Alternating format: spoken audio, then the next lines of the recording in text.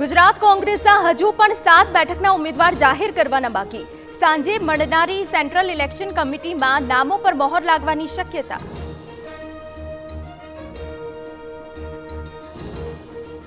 રાજકોટ ભાજપના ઉમેદવાર પરસોત્તમ રૂપાલાના વિવાદિત નિવેદન સામે અરજી.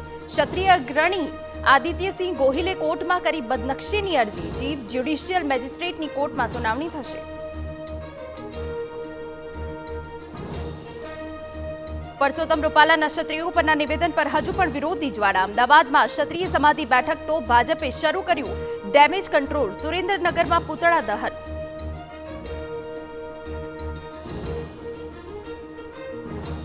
સરકારી કર્મીઓ ભૂલ્યા ચૂંટણીના નિયમ. મહીસાગરમાં તલાટીએ કર્યું ભાજપના ઉમેદવારનું સ્વાગત, તો વિરમગામમાં ઉમેદવારને આપી જીતની શુભેચ્છા.